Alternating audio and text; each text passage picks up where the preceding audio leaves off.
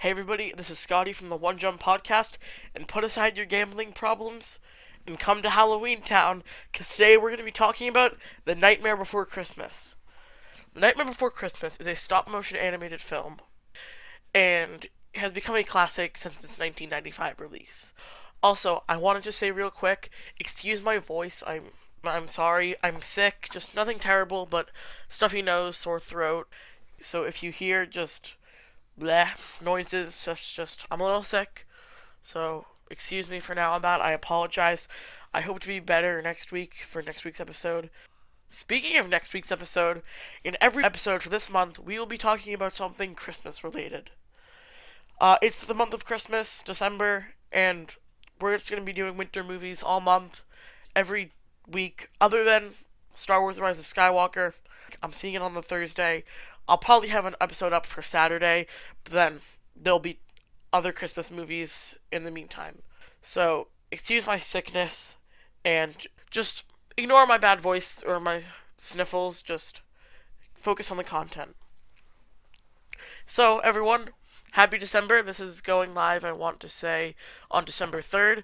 I hope you all had a wonderful Thanksgiving who celebrate in America, and I hope you're preparing for the holiday season, because it's currently December 2nd, so we have 23 days until Christmas already, which is insane because 2019 has just flown by so fast to me, and just especially considering this is the last month of the decade. So today we're talking about The Nightmare Before Christmas as our primary, and our negative review comes from Owen Gleiberman from Entertainment Weekly, who writes, I'm not sure I've ever seen a fantasy film that's at once so visually amazing and so emotionally dead. Alright, I definitely understand where he's coming from on this. I think the movie is tonally inconsistent, so maybe that's where the emotionally dead part comes from, or just the dreary look of Halloween Town, but he calls the movie visually amazing, so don't really know. Our positive review is from Kenneth Turan from the Los Angeles Times, who writes, part avant-garde art film, part amusing but morbid fairy tale, it is a delightfully ghoulish holiday musical that displays more inventiveness in 75 minutes than some studios can manage in an entire year.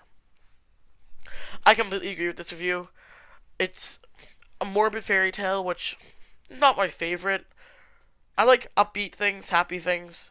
So it was a little morbid sometimes for me, a little down.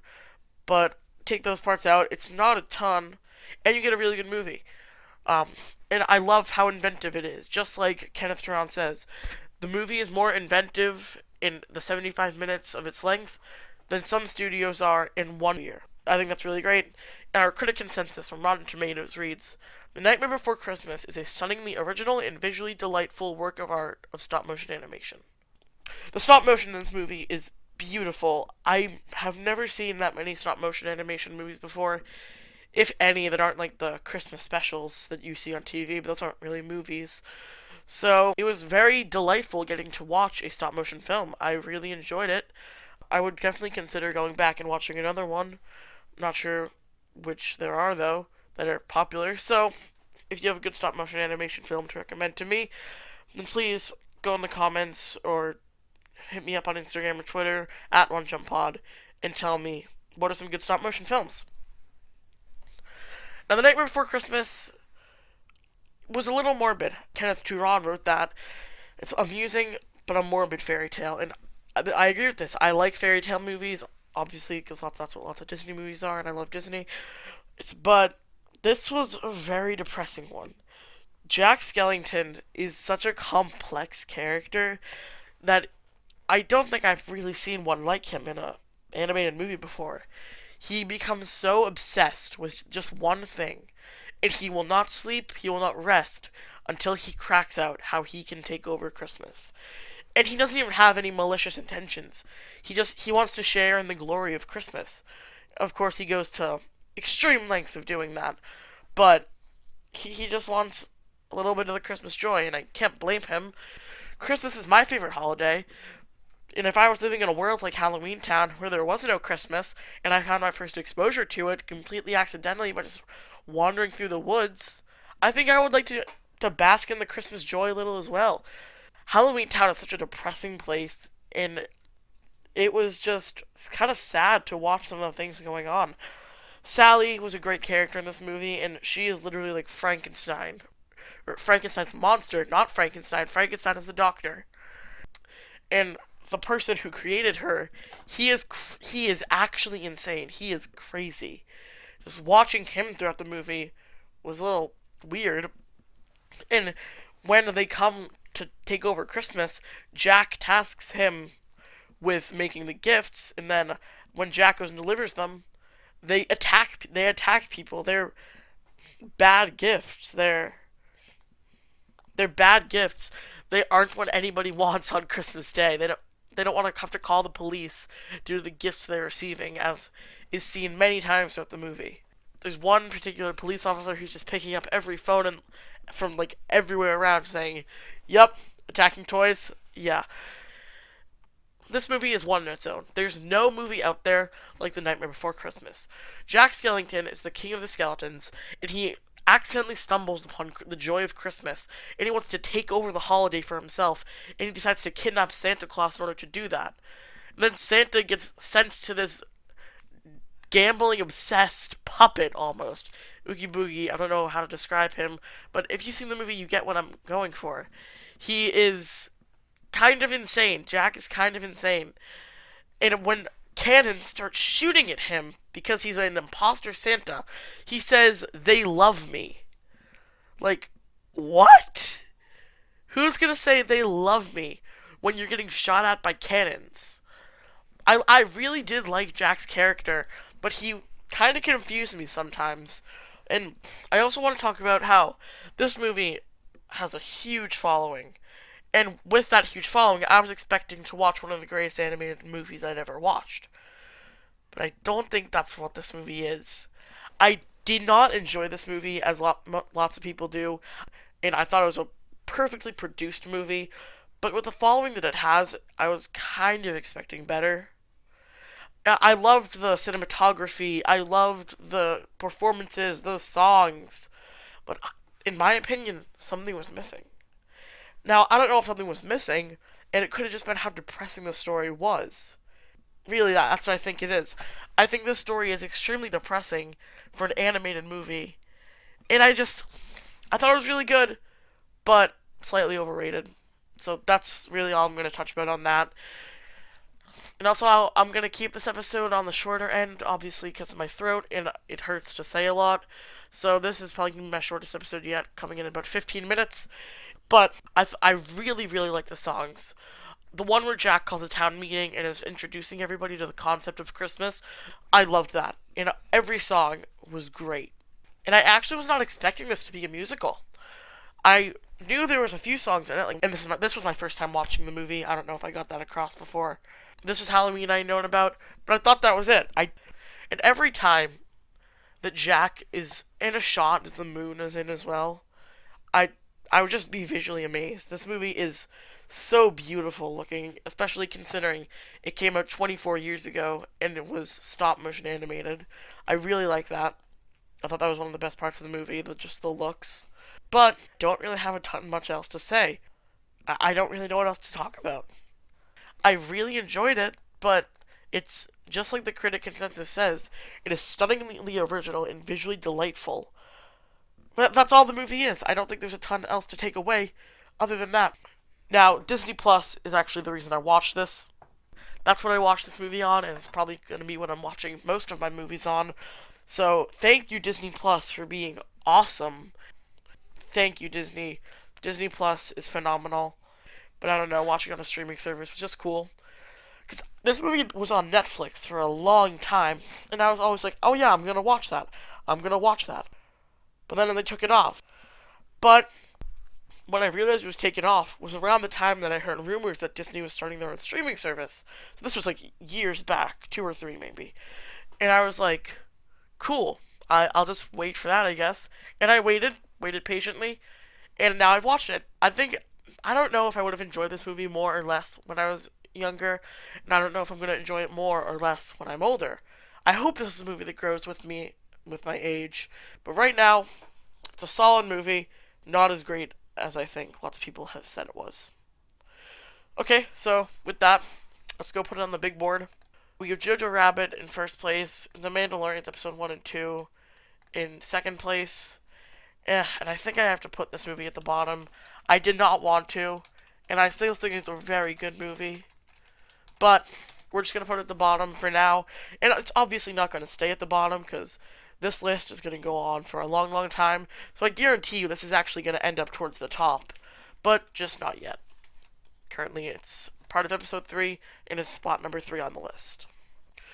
Alright, now let's move on to our secondary, which is not a Disney film, but is probably one of my favorite movies ever. And it just got released. I watched this movie on Friday, which was its opening weekend. Technically, it was part of the 5-day weekend. And it's Knives Out. This is Rian Johnson's new movie, who I love. I loved The Last Jedi, so I was really looking forward to this movie. And I've got to just say, it delivered on every front. I thought this was just phenomenal. Ties for Jojo Rabbit with, I think, my favorite movie of the year. It's definitely one of the two. My favorite movie, I don't see it being anything else. It's going to be Jojo Rabbit or Knives Out by the end of the year.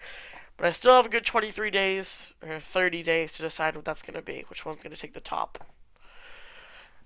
Now, we're actually going to start with the positive review this time, just because of how absurd and atrocious the negative review is. So our positive review comes from Moira McDonald of the Seattle Times, who writes, "Knives Out is a kick. By the time it was finally revealed who done it, I just wanted to start over and play again." And I agree with this review for the most part. When I walked out of this movie, I was just like, wow, I really want to go see this again. Then the more I was thinking about it, I was like, would it be as good the second time around? I think it would, because you get to go put together all the pieces, and you get to see other hints that maybe they don't address while they're putting it together. So I think it would be good in that regard. But at the same time, I think this is a movie that the more you watch it, the more you're going to get sick of it. Because it's a whodunit. You can only watch a whodunit a certain amount of times. Now let's talk about our negative review, which comes from Paddy Kehoe from RTE Ireland. Knives Out is a trite, pale comedy that tries to be infantile as it can be with the bounds of adult entertainment. 0.5 out of 5. Now, I don't care about her actual review. The score.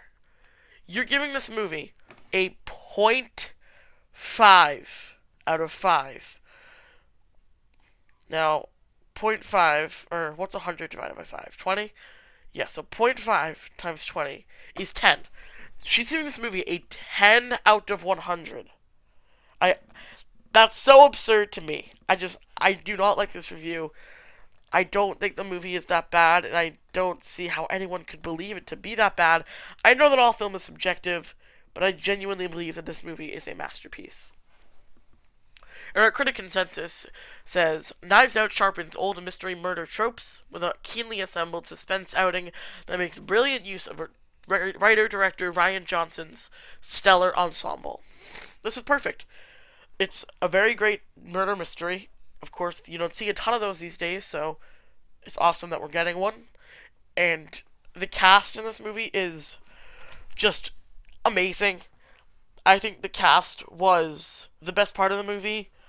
Every cast member here is phenomenal. Some of them are less than others. And the performances are great. And you can really just tell that these people are having fun with the movie. And when you can tell that by watching the movie, you know that it was just a positive atmosphere while making it. And you're going to be in for a good time, I feel. If they're having so much fun and you can tell it through their performances, you know you're in for something good. The movie has a 97% critic rating on Rotten Tomatoes and a 93% audience rating. I would like the audience rating to be higher, but it's a very political movie. It's got political undertones. So I understand how people wouldn't like it, but I think ignore those political undertones, or if they were taken out of the movie, this would have closer to a 98% or something. But again, you also have your Rian Johnson haters who he ruined their childhood with The Last Jedi. Shut up. Rian Johnson, phenomenal job directing. Cast in this movie, phenomenal. This is a whodunit, so I'm not going to talk about spoilers. Just, I guarantee you not a single person listening to this will be able to put together who did it. You might be able to take a guess, but you're not gonna piece together the way that someone did it. So this, for our big board, our secondary, this is going at the top, 100%. One day I might even do a full episode on this movie. I just love it that much. Sometime in the future, I would love to do a full movie review for this. And Rian Johnson recently expressed interest on making a sequel, so maybe before that comes out, I can do a full review for this. Now, again, I'm sorry this episode is so short. I just don't feel the greatest right now. So, thank you everyone for listening to this episode of the One Jump Podcast. I've been Scotty. You can follow me on Instagram and Twitter at OneJumpPod.